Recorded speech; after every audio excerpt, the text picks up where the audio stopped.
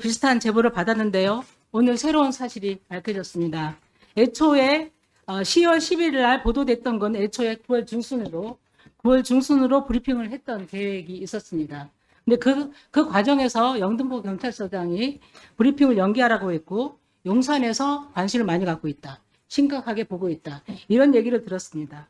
이런 얘기를 들었을 때 그 증인 심정이 어떻습니까? 처음에 경찰서장께서 용산에서 이 사건 알고 있다, 심각하게 보고 있다, 그 얘기를 했을 때는 머릿속이 하얘지는 그런 느낌이었습니다. 보통 괘씸하게 보고 있다는 그런 그러니까 얘기. 현장에서 열심히 의욕을 갖고 원칙을 갖고 수사한 직원들에 대해서 압력을 가하면서 브리핑까지 연기시킨 거는 분명히 무슨 배경이 있다고 보는데요. 혹시 증인이 생각하시는 그런 배경이라든가 생각하는 그런 게 있습니까?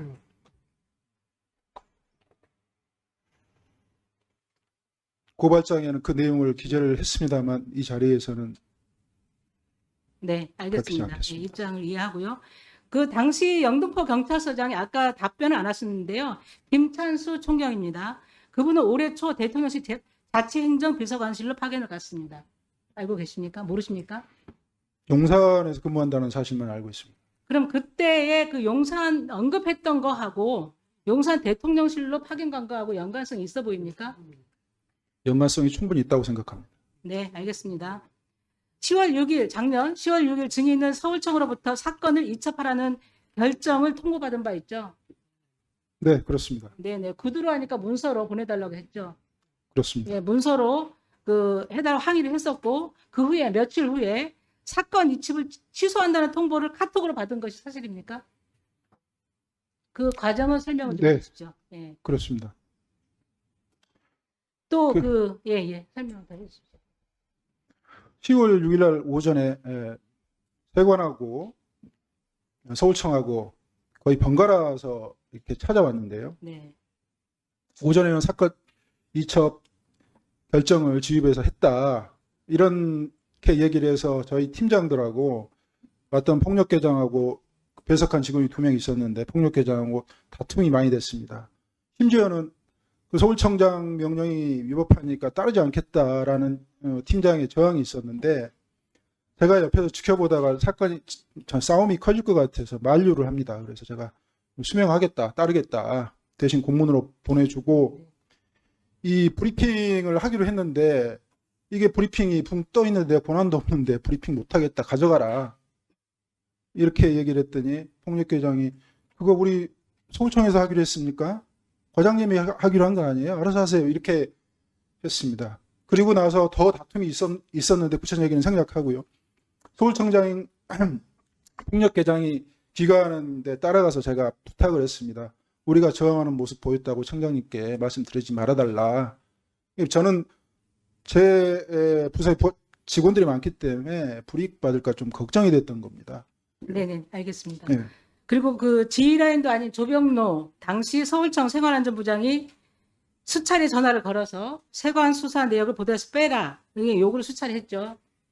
그 조병로 전화 경무관께서 외압- 전한 것은 10월 5일 네네네. 한 번입니다. 네네. 네. 그리고 관세청으로부터도 청탁을 받은 바 있습니까? 수사 관련해서? 관세청으로부터 청탁을 받은 것은 그 통관국장으로부터 계속해서 청탁을 받았습니다. 네, 1분만 더 추가해 주십시오. 감사합니다. 증인은 원칙적으로 현장에서 수사를 잘 했음에도 불구하고 보복성 인사로 저는 좌천됐다고 볼 수밖에 없다고 생각합니다. 지금까지 이 마약수사 외압 사건은 조 경무관 개인의 위법 행위에 초점이 맞춰져 있었습니다. 그러나 오늘 그 증인의 진술로 보면 대통령실, 경찰 고위 간부, 관세청, 검찰 등에서 전방위적 수사 외압이 이루어졌던 걸로 보입니다. 그래서 위원장님께 요청드립니다. 이 부분은 좀 더 우리가 증인과 참고인을 더 채택을 해서 행안위 차원에서 청문회가 필요하다고 생각합니다. 국민들께 진상을 명명백백하게 밝히고 잘한 사람들은 상을 받고 잘못한 사람들은 처벌을 받도록 이런 정의사회를 구현하기 위해서 청문회를 추진해 주십시오. 강력하게 요청드립니다. 7월 달에 영등포 경찰서 형사 입과장으로 재직했죠. 네, 그렇습니다. 7월 달에 한국, 중국, 말레이시아 다국적 마약 밀반입 첩보를 입수하고 8월부터 수사를 해서 많은 사람을 구속했어요. 그렇죠. 네, 그 그렇습니다. 과정에서 인천 세관 직원들이 연루된 사실을 확인하고 9월 달에 인천 세관이 현장 조사 가서 연루 의혹에 필요한 사실을 다 확인했죠. 네, 그리고 이 사실은 윤희건 경찰청장에게 보고됐고 윤희건 경찰청장은 이것에 대해서 많은 칭찬을 했죠. 네, 그렇습니다. 오늘 아침 모 언론사 기사에 나온 내용입니다. 그렇게 칭찬까지 했는데 그 당시 영등포 경찰서장이 김창수 서장이 우리 백혜룡 과장에게 그 작년 9월 20일 날 지시를 하죠. 뭐라고 지시했습니까? 9월 20일 예정됐던 브리핑을 연기한다. 이 세관 직원이 마약 밀반입에 연루된 사실을 용산이 잘 알고 있다. 또 용산이 심각하게 생각하고 있다라고 이야기했다라고 언론에 보도되어 있는데 그게 사실인가요? 네, 모두 사실입니다. 사실이에요? 네, 모두 사실입니다. 그러면 요 내용은 증인이 공수처에 관련 경찰 공무원들을 고발한 고발장에 이 내용이 적시되어 있습니까? 적시했습니다. 예, 좋아요. 그러면은 김찬수 서장은 현재 어디 근무합니까? 지금 용산에 근무하는 걸로 알고 있는데 대통령실에 근무하죠. 정확히 어디서 예, 근무하는지 대통령실에 근무하고 있습니다. 제가 확인해 보니까 대통령실에 근무하고 있습니다. 그러면 증인은 조금 전까지만 해도 경찰청장이 마약 수사 잘했다 칭찬했는데 갑자기 경찰서장이 용산에서 다 알고 있다. 심각하게 생각한다. 예정된 브리핑을 연기하자. 이야기를 듣고 어떤 생각이 들었어요? 경찰서장께서 밤 9시에 그 전화를 주시고 심각한 어투로 이렇게 말씀을 하셨는데요. 그 전에 여러 가지 전조 증상이 있었습니다. 그래서 걱정을 하던 차에 경찰서장께서 이 사건 용산에서 알고 있다. 심각하게 보고 있다. 브리핑 연기하십시오. 그래서 제가 다시 묻습니다.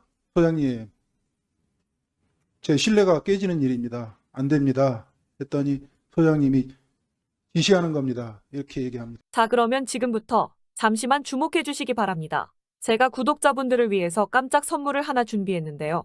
제가 항상 여러분들께 뭐라고 말씀을 드렸나요? 뉴스만 평소에 잘 챙겨보셔도 돈이 된다, 돈을 벌 수 있다라고 말씀을 드렸는데요. 자, 여러분들 여기 보이시는 이스라엘과 하마스 전쟁 같은 뉴스를 보게 되면 여러분들은 어떤 생각이 드시나요? 그냥 뉴스만 보고 끝내는지 아니면 이 뉴스를 어떻게 이용할 수 있는지 이 부분을 고민하고 계시는지 되물어보고 싶습니다. 자, 그 이유가 뭐냐면 제가 지난 11월 초에 여러분들께 뭐라고 말씀을 드렸죠. 지금은 반도체 산업에 관심을 가져야 한다. 뉴스만 보고 그냥 넘기지 마시고 투자 쪽으로 생각을 한번 해보셔야 한다라고 말씀을 드렸습니다. 그리고 나서 이런 썸네일들 뉴스를 통해서 많이 보셨을 텐데요. 이런 반도체 산업이 이슈가 됐을 때 부자들은 어떻게 생각한다고 했나요? 반도체 관련주는 뭐가 있는지, 어떤 종목이 가장 좋은지, 어디에 투자해야 돈이 몰리는지 자연스럽게 생각한다고 제가 말씀을 드렸죠. 그 이유가 뭐냐면 부자들이 봤을 때는 이슈가 곧 돈으로 이어지고 그 이슈가 나에게 돈을 벌어준다는 경험적 확신이 있기 때문에 부자들은 항상 이런 사회적 이슈를 관심 있게 챙겨본다. 이렇게 제가 말씀을 드렸는데요. 제가 지난번에 시청자분들과 함께하는 주식으로 수익 내기 이벤트를 진행했었는데요. 당연히 100% 무료로 진행을 했었고, 자, 여기 보시면 아시겠지만 제가 지난번에도 저한테 구독이라는 문자 남겨주신 모든 시청자분들께 이렇게 반도체 관련주 중에 가장 급등할 확률이 높은 딱 한 종목, 많은 종목이 아니라 딱 제주반도체 한 종목을 여러분들에게 추천드렸어요. 그러면서 여기 나와 있는 대로 정확히 얼마에 매수해야 하는지, 그리고 수익률이 어느 정도 나왔을 때 팔아야 하는지 이런 부분들까지 여러분들에게 정확히 알려드렸었는데, 자, 지금 실제로 어떻게 되었나요? 오른쪽을 보시면 아시겠지만 제가 11월 초에 문자로 이 제주반도체를 소개해드리고 나서 실제로 한 달도 지나지 않아서 이렇게 주가가 2배 이상 급등이 나왔습니다. 그리고 1월 말까지 이 상승세가 계속해서 이어졌죠. 그래서 당시에도 굉장히 많은 분들이 제가 드린 이 종목 제주반도체로 수익을 내실 수가 있었을 텐데요. 다시 한번 축하드린다는 말씀을 드리겠고, 자, 이번에도 마찬가지입니다.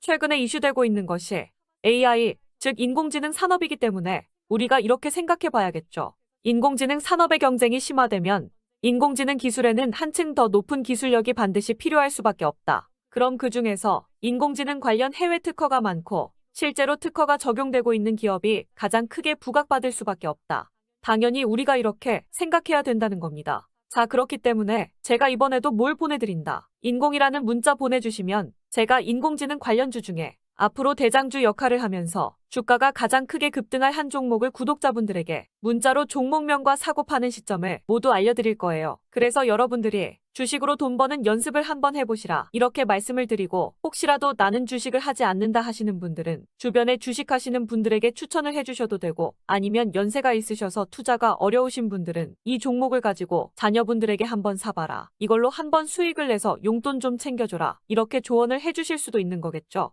그래서 지금 이 영상을 보시는 시청자분들 중에 나도 이번 종목이 좀 궁금하다 하시는 분들은 누구나 상관없이, 그리고 어느 시간대나 상관없이 부담 없이 이렇게 상단에 제 번호를 항상 남겨놓고 있습니다. 010-6819-3137번호로 저에게 이런 식으로 인공이라는 문자 보내주시면 제가 이번에도 똑같이 무료 추천 급등주 문자를 보내드리겠습니다. 이해되시죠? 제 번호 010-6819-3137번호로 인공이라는 문자 보내주시면 여러분들이 직접 이슈를 통해서 돈 버는 연습을 해보실 수가 있는 거고, 제가 돈을 받는 것도 아니고 투자를 대신해 드리는 것도 아니니까 부담 없이 신청해 주시면 되는 겁니다. 그리고 수익이 나면 저는 다른 것은 바라지 않습니다. 제 채널의 구독, 좋아요 한 번씩만 눌러주시기만 하시면 됩니다.